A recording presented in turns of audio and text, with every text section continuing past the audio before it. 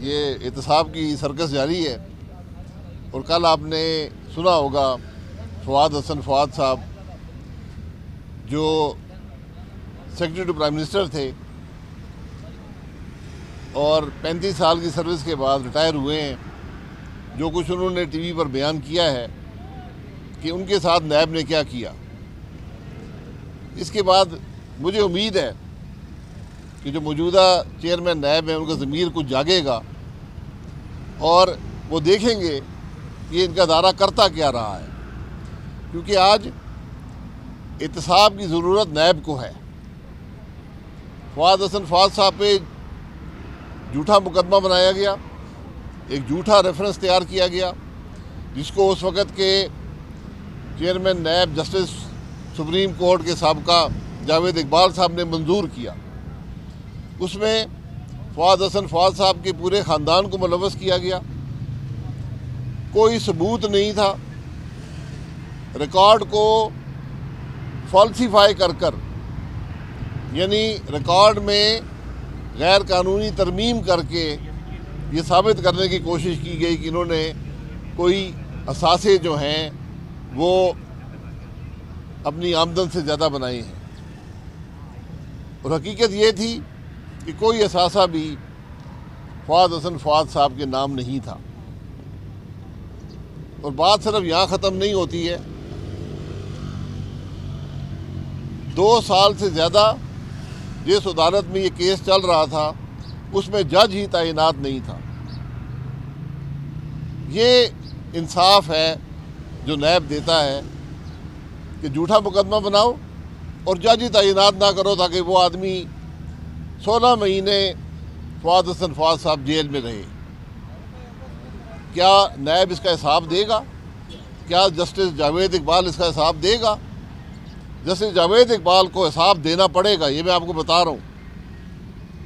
यहाँ नहीं देगा तो एक और इंसाफ का मैदान भी लगेगा। उसमें आज भी कोई शर्म और जस्टिस जावेद इकबाल में ये कह दे कि किसने उससे ही मुकदमे करवाए हैं, क्योंकि इमरान खान जो दावे करता था 3 उसने मुशीर रखे थे एहतसाब के, वो आज कहता है कि मैं नहीं करता था, ये मुझसे जनरल बाजवा करवाता था। जनरल बाजवा साहब कहते हैं मुझे पता नहीं है। जावेद इकबाल साहब से लोग मिलते हैं तो वो रो रो के कहते हैं जी मैं तो बड़ा मजबूर था, मुझे हुकूमत ब्लैकमेल करके काम करवाती थी। तो ये तमाशे जो लगे हैं इसका असर किसी की ज़िंदगी पर तो पड़ा है ना। क्या फवाद हसन फवाद साहब से आज नैब माफ़ी मांग ले, क्या ये ज़्यादा बात है? और इंतज़ार किया गया, जिस दिन फवाद हसन फवाद साहब की उम्र 60 साल हो गई, सर्विस से रिटायर हुए, उसके 1 हफ्ते के अंदर उनकी बेल हुई। क्या उनको बेल का हक नहीं था? इस मुल्क का चीफ जस्टिस,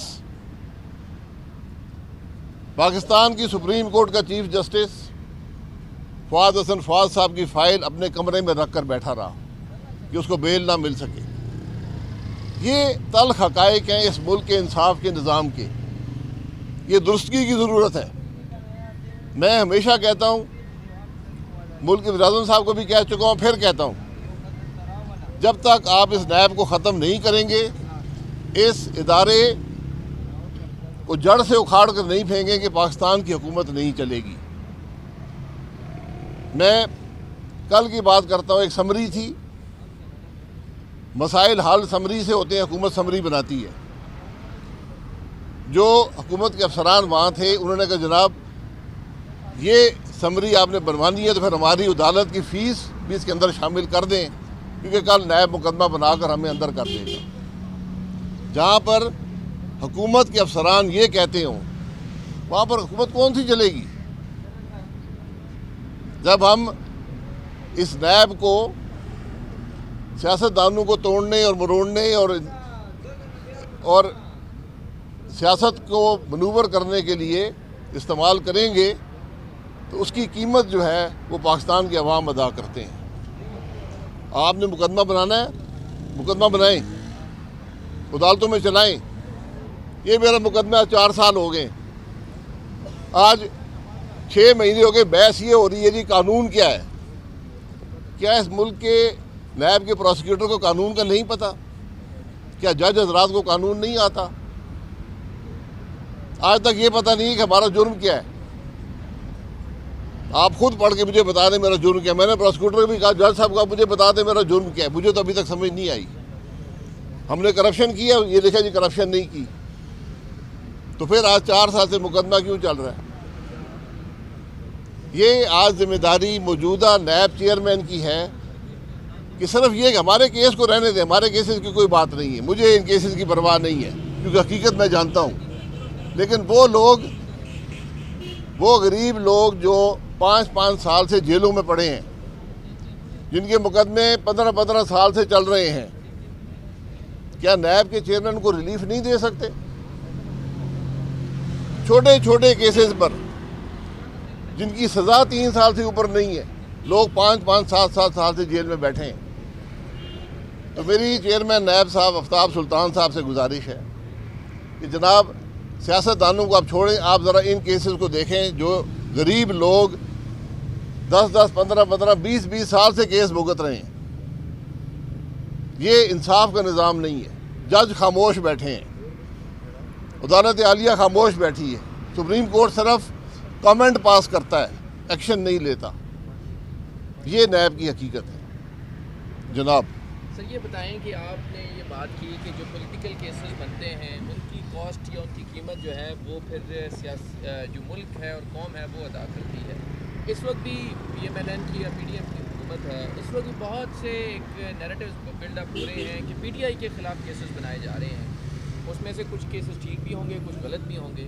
आप in general being senior politician क्या समझते हैं कि क्या सियासी मुकदमात होने चाहिए, लोगों को फिक्स करना चाहिए या नहीं करना चाहिए?